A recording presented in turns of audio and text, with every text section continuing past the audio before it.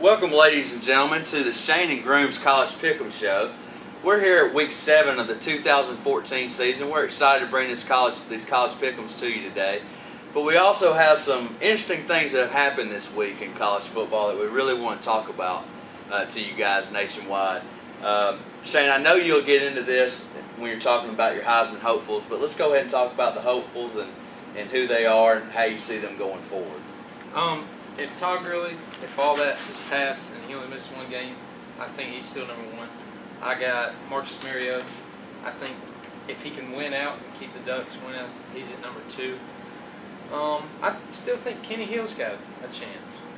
But another guy who's in there, and you've been talking him up, Dak Prescott. He's really impressed me. He impressed me last week against that Texas A&M team. Well, I have a few guys at the top of my list. Gurley is still there, but I really like to talk to you about him a little bit more after I get through my list.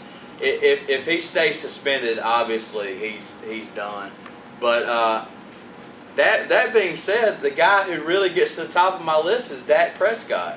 I've been talking about him for the last couple of weeks. He showed out last week, and he's got an opportunity to do it again this week. If he has a big game against Auburn and they win that game, I definitely think he's the front runner for the Heisman. He goes up there. Heisman. I also want to put a plug in this week for Nick Marshall. He had an outstanding game last week. He accounted for 4 touchdowns. And if Nick Marshall really gets on a roll here during the meat of the season and has a great game against Mississippi State, because they play 4 teams within the top 10 ranked right now going forward. If he really balls out and has a good end of the season, I think he gets put in that conversation. So I got Dak Prescott, Nick Marshall. It's hard to not mention this guy because he keeps producing. I know that they've lost a few games, but Melvin Gordon in Wisconsin is doing absolutely all he can do to help his team win, and I think he needs to be mentioned also in the conversation. Before we get to our pick'ems, though, we got to talk about this Gurley situation just for a little bit. There's some hot topics here in college football. What do you think about the situation, and what are your concerns, thoughts about the Gurley situation? Whether he did it or not, we don't know yet. In all honesty, we probably won't know the complete truth. But what we know right now is Gurley is suspended indefinitely because he signed some things to try to make a little extra cash. They haven't found, it's hard to find cash flow of trading. But in all honesty, anybody can email Georgia and tell them, I'm not saying this really happened just because I'm a Georgia fan, but anybody can email and tell them that they got Todd Gurley's autograph and stuff, and they're giving him money. So,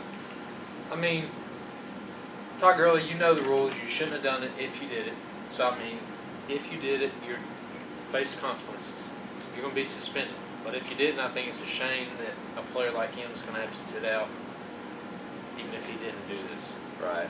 From the information I've gotten so far, I've been reading a lot today, it looks like they have a good bit of evidence that Gurley has done this over the past year and a half.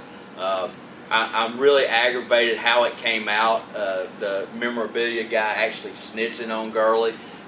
It's almost like a drug dealer saying, hey, I sold drugs to this guy and he's doing drugs down there in the corner. It's just shady. I hate how it came out. That being said, though, Gurley did know the rules. I know it's very tempting for a young man when he got an opportunity to take cash, and it is his signature, but he did know the rules. I know they talk about the rules to these guys constantly, and for what we know right now, he broke them. And I'm a little disappointed in Gurley in that fact. I think this guy's a good kid. Made a bad choice here, potentially. But I hate the way that it came out. I hate it for Georgia fans. I love this guy. I love watching him play. And as a college football fan, I want to see the best players on the field. Exactly. I know Auburn and Georgia play later on in the season, and I don't want to beat the Dogs, but I want to beat them at full strength. And another thing that's really gotten on my nerves over the last few years, it seems like people are more... It seems like the media, especially ESPN, is more concerned about the scandals instead of the actual game. And I'm really, really aggravated with that. It's like they're always looking for that scandal. They're out to get They're out to get people, and some of it's true, but I've noticed that more times than not, it's a false allegation, and they're getting all this publicity at the get-go on the front end, and on the back end, all these names are tarnished. And I really hate that about the media right now, and especially ESPN. I think that they're the worst. They've become like almost an outlet of the TMZ right now. And I just as a college football fan, I want to see the best players, and I want to talk about college football. Yeah, I mean, they make bad decisions at college. Everybody's going to do it at that age. Right. But it seems like they do one little bitty thing, and they may not be doing bad. Like, you never know, Gurley could have signed some stuff and he didn't take no money. Right. The dude's just selling his stuff that he signed for. Right. But if he did take money, that's bad, and that's how ESPN is trying to portray everybody, like Johnny Manziel last year. Correct. And now they keep ragging on Jameis about everything he does. Right. It's just they need to leave the players alone and just let them play. If they do something bad, then tell us. But if you ain't for sure they did, then don't. And I see these schools, because they're trying to cover their butt, they're almost going drastically to the other side. You take the Trayon Harris kid and at Florida right now, it's looking like the girl falsely accused him. She's pulled back on her story. They kicked him off of campus all week. He's not been allowed to practice all week. He's obviously probably not going to play this week. And that's very disturbing to me. Just because an allegation came out against this kid, and then this kid trusted these adults to look after him as a young man, 18-year-old, away from home. And they basically turned their back on him off an allegation. And I'm really concerned about this part of sports. I think we got to get this under control. They're just making this false accusations about it. I mean, to be honest with you, I could go and say I seen Jameis Winston take money from a Florida State guy. They're gonna believe me over Jameis just because I said it, and right. They know that's gonna. And you get put in a bad position because, with the Trayon Harris kid, if you immediately come out as a fan, anybody, or even somebody in the media and say, hey, whoa, this guy becomes big man on campus, and the first thing that happens as soon as he gets in his dorm room is that a girl accuses him of rape, and you start questioning the girl's motives, then you look like a bigot, like a pig, like you're supporting a rapist.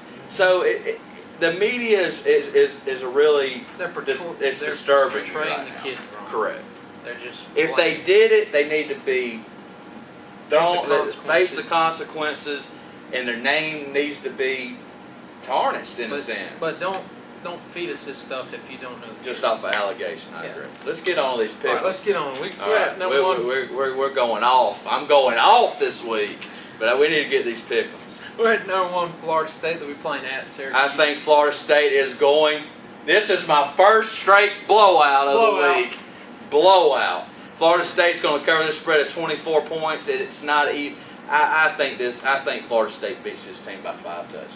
I do too. I think Florida State will have that offense rolling, and they'll kind of be preparing for that game next week against Notre Dame. Yeah.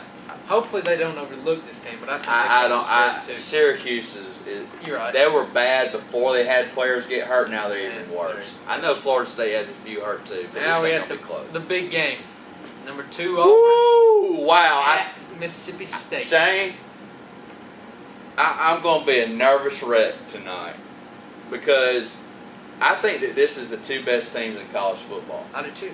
By what they've done on the field and the way they've done it and the competition they faced so far, I think it's hard to argue that. I think they're the 2 best teams in college football. I think this is going to be a great game. This is what college football is all about right here.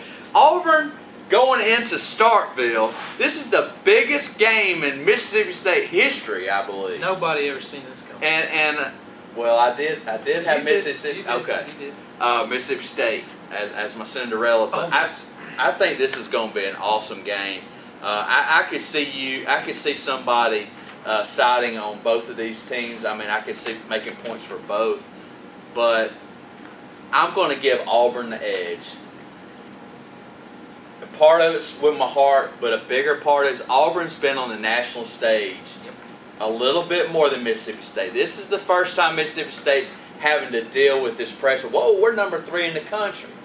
And Auburn's been on the national stage a little more than Mississippi State, especially last year, being a national hunt. So I'm going to give them the edge, but this 2.5 point spread, I wouldn't bet on this game for nothing. I wouldn't either. Because I think that Vegas has got this right on. I think it's going to be. I think it'll be less than a field goal. I think Auburn comes out, and I think they defend Mississippi State's run game. And if they can make Dak Prescott throw it and make them beat them with his arm, then I think Auburn has a really good chance in this game. I like Auburn in this game also. I think there's 2 big keys in this game, and I know we've got to move on. But if Auburn can force a few turnovers from Mississippi State, and if Auburn actually gets a lead on Mississippi State, I really want to see how Mississippi State responds, because their wins have been where they've really jumped up on front. They've been able to control line of scrimmage, the time of possession. They play grown man football. And I want to see, if Auburn gets ahead, it could get a little ugly. I'm hoping. It could. Yep. But I like Auburn also because of that leadership. Yeah. So I have Auburn favored in that one. I think they cover 2.5, and I think they win by a field goal. Now number 3, Ole Miss. They're tied with Mississippi State. They're playing at Texas A&M. Well, this is such an intriguing game to me, because this is really a contrasting styles of football here. Ole Miss is more predicated on their defense. They're more physical. Texas A&M's more finesse to me. They like to throw the ball around, and they try to up-tempo you, outscore you. Ole Miss is going to try to keep that game into a more low-scoring affair. So this is all about time of possession and who the style that they're able to put on this game. You know, I think I'm going to stick with Ole Miss in this game. I'm going to say they're going to pull this one out, because I'm going to take great defense over great offense. Yeah, I'm going to go with Ole Miss also. I think they go in, and I think Bo Wallace, he had a good game against Alabama, and that's what they needed him to do to win that game. And I think he goes in here, and he's really showing that senior leadership. I think Ole Miss takes this one, guys. Now number 5, Baylor, they'll be hosting number 9. Another great game. You know what? Baylor is getting a lot of love. TCU's getting a lot of love in the media too. I saw actually where Robert Smith put TCU in his Final Four teams. That's really unbelievable to me. I think it's going to be a great game. I'm going to take Baylor. Yeah, I got Baylor too. I think Bryce Petty also has a big game for them and beats that TCU team. Yeah. Now number 6 ranked Notre Dame, they'll be hosting North Carolina. My second straight blowout of the week. I think Notre Dame's going to destroy North Carolina. They're going to cover the spread. It's going to be a great game next week against Notre Dame and Florida State. I think these are just going to be 2 nuts for them. Now number 7th ranked Alabama will be playing at Arkansas. You know, I think Alabama squeaks this game out, but I think it's going to be closer than in this 9-point spread. I'm a believer that Arkansas is coming on, and I think Arkansas is going to give Alabama all they want. The only reason I would pick Arkansas in this game, but I think they're similar styles. But I think it's going to be a close game, but I think Alabama squeaks it out. Yeah, I do too. I think they're coming off a bad loss against Ole Miss where they really beat themselves. And I think they come out and they beat this game, but I don't think they win it convincingly. I think they win it at the end. Now number 8 ranked Michigan State. They'll be playing at Purdue. Michigan State at Purdue. I'm not high on Purdue. I think Michigan State covers the spread of 21. I have friends that are trying to convince me that Michigan State is a Final Four team. If they keep rolling, which I think they will this week during the discussion. I think so too, and I think Michigan State handles this game easily. So now number 10th ranked Arizona, they'll be hosting USC. You know, I'm going to take Arizona in this game. It's a home game for them. They really looked good against Oregon last week, and I'm going to take Arizona in this game here, Shane. I'm going to go an upset. I like USC in this game. They played well against Stanford in their opening weeks, and I think they played well against this Arizona team who just, I think, got lucky against the Oregon team last week. I like USC in this game. But now number 11th ranked Oklahoma, they'll be playing Texas, and I think that is at Jerry's World, correct? I'm not sure, but I don't think it's going to matter because I think Oklahoma's going to cover the spread of 16.5. Texas is just too young right now. I thought they hung in last week against Baylor for a while, but I think Oklahoma covers. I do too. I think they do easily. But now number 12th ranked Oregon, they'll be playing at number 18th ranked UCLA. Oregon had a tough loss last week. I think they're going to be fighting mad coming into this game. And UCLA, I don't think you're any good. You showed it last week. You're going to get beat for the second week in a row. Oregon takes care of business here. I do too. I think they run it all over that UCLA defense. Now number 13th ranked Georgia, they'll be playing at number 23rd Missouri. I think you're going to be upset with me. Georgia fans, I got a lot, you're friends of mine. I just don't like this scandal going on and the mentality that Georgia potentially could have going in this game. Gurley was your leader, and I think going to Mizzou, I think Mizzou is probably going to beat you here. I think they cover. I think they beat you, and I won't be surprised if they beat you by more than a touchdown.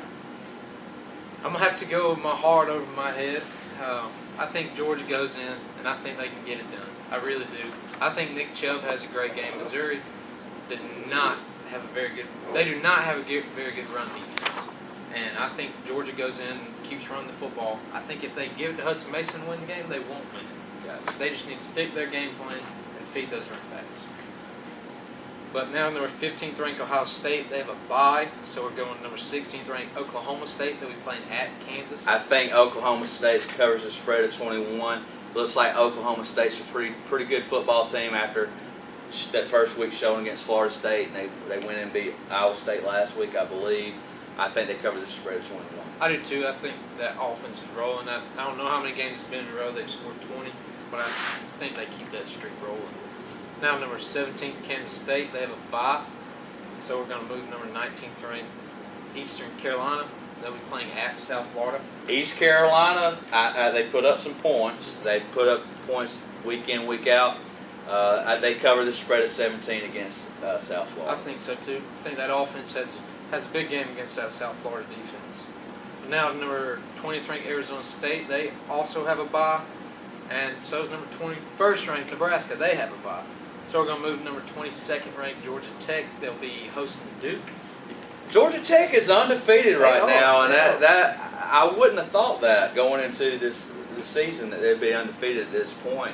And I'm going to go with Tech. I just think that they're playing pretty good right now. I think they're getting the most out of their talent. Mm-hmm. Yeah, offense is tough to prepare for, and they're doing what they need to do to win games. I'm going to take them in this game. Yeah, I'm a Georgia fan, but I'll take Tech in this one. As long as Tech ain't playing Georgia, I like to see Tech do good, just because they're in the state, and I mean, support the local kids. Yeah, support the local kids. I like taking this one too. I think they cover the spread at 3.5 easily. But now number 24th ranked Utah, they are on a bye, so we're going to our last game of the week. Number 25th ranked Stanford, they'll be hosting Washington State.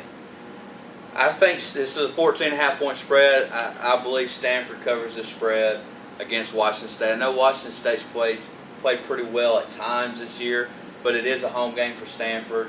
They lost another tough one last week. They've lost 2 games. Their 2 losses have been less than field goals.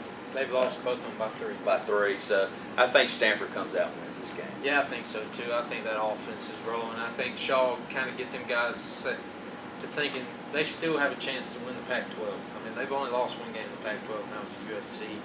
And we've seen USC, they failed at Boston College, and I think they're going to continue to fall. And I think Stanford still has a chance. I mean, if they run the table, you never know, they'll put that Pac-12 champion in the Final Four. Well, before we go, I think we got a couple minutes left. Who are your Final Four teams before we leave here? Right now, I like Auburn. I like Mississippi State because I think they'll be second in the West, and I think this is the only game they lose this year is to Auburn. I like Florida State. I think they'll run the table. And then I think the Pac-12 champion, like I said, Stanford and Oregon still have a chance to get in there, and I think one of them two will. I'm going to go. People are going to hate me for saying this, but I got 3 teams out of the SEC West right now. It won't happen, but if the playoff were to start tomorrow, these 3 teams would be in it. It would be Auburn, Mississippi State, and Ole Miss. And then I have Florida State coming out of the ACC. Those are my 4 teams. I'm sorry, nationwide, they're all out of the South, but they're the 4 best teams in the nation right now. I agree with that, but I went off of what I know will happen. Well, I'm going off of who I think. Good luck with your pick'ems this week, people. All right, we'll see. See you next week.